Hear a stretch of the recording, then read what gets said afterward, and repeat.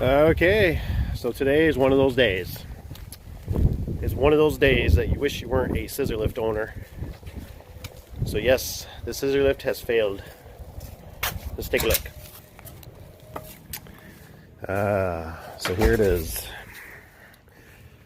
So it's had this weird intermittent problem that we think it's in the controller.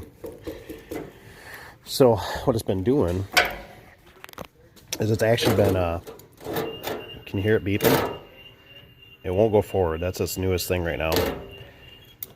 But I've tried wiggling, I've tried jiggling, I've tried everything. I cannot get this thing. So the worst thing is that right now I kind of need it to go forward. I can drive in reverse. It'll do reverse. Let's see. So it'll fire up for reverse.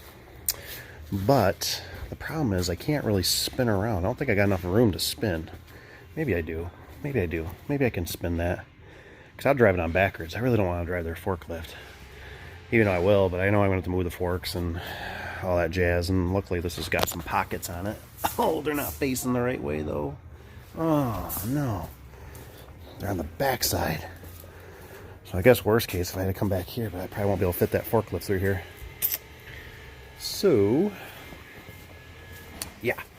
So let me see what I can do here.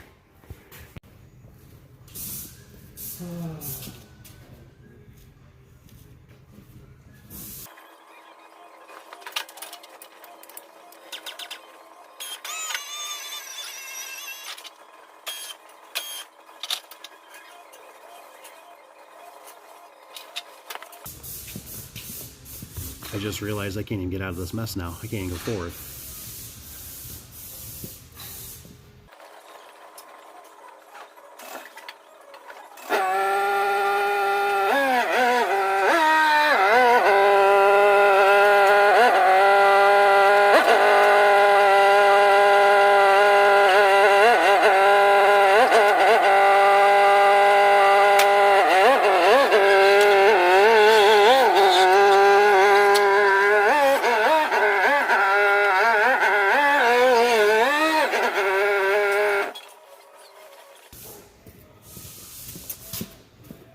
Okay, so in theory, I think I can drive this backwards all the way on the trailer so I can get it back to the shop.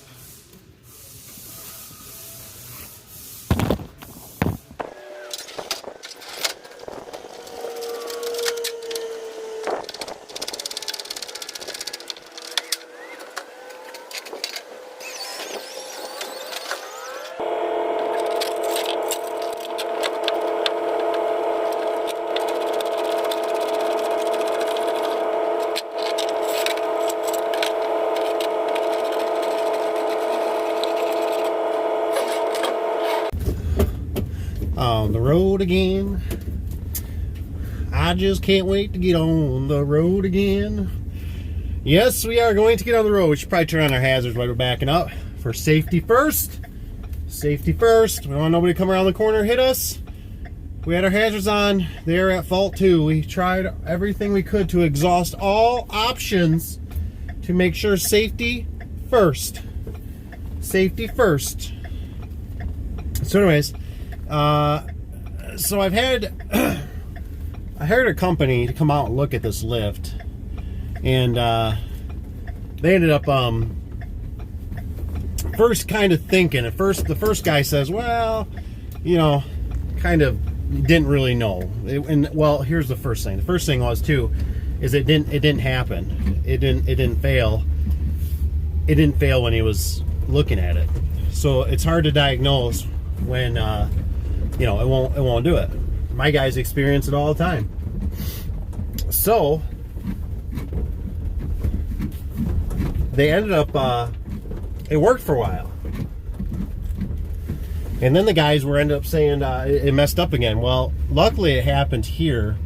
I wanted it to happen at a nice warm shop for everybody to be so nice and warm and gushy, just so nobody could complain that their fingers were getting cold. And so anyways, he second guy looked at it and he goes, I think it's the controller. Well, you know, I kind of figure it was a controller too, because that's what gets all the motion in the ocean. So we're gonna try a new controller. problem is it's not bulletproofed for which one we need exactly. So I almost want to kind of pay the company to do it, but I got a quote of around $1,200 for that controller, and I can find them. The highest one I can find is about $600, $600 to $800. They have a couple cheaper ones, but I don't think the plugs are the same. So over the weekend, just remember, you guys, you want to have a scissor lift, you know, you want to play, you gotta pay.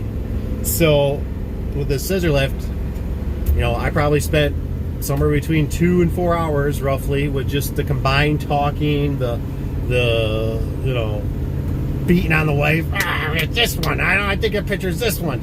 I'm just joking, but so I got to get it back. I got to get the serial number off of it. I gotta make sure, because the company that I'm looking at says they put it out in the universe, right? They put it out in the universe. If you have any questions, don't hesitate to ask. Don't hesitate to ask. So I am going not to hesitate to ask, and I'm going to send pictures, and if they model or anything, and they can say, yep, this is the one that you were already looking at, to re-verify that's going to be correct, because you know how this is going to go. You know how this is going to go. We're going to order it. The plug's not going to be the same. It's going to turn into a fiasco of rewiring it, which will be a nightmare. If it doesn't plug into the same terminal, it's going to be a nightmare. And then I'm going to have to try to return it. And then if I try to return it, we got to pay for that. We got to, you know, then they're going to lose it, because UPS and the post office is way crazy these days. Way crazy. And I'm not driving out to wherever these are. I think they're coming out of Texas and California and out of that neck of the woods. So I'm not going to be the guinea pig to go out there and drop it off. And, you know, can't pay me enough to do that. So that's where we're at. I'll get it off. We'll see what we can do. I'll let you know when the new one comes in, if it just is a miracle and it solves the problem, and, you know, everybody's happy and it's good to go, or it could be somewhere else. It still could be something else going on with it that we have not seen yet. That is a good possibility. I have no doubt that still could be the problem, because it's really weird how it works. It's just not. It'd be different if I could toggle it forward and it would freak out, you know, and say, but maybe this is part of the reason too why ours has been so herky-jerky. It's always been in that controller. So we shall find out. We will talk to you on the next updated video, to be continued.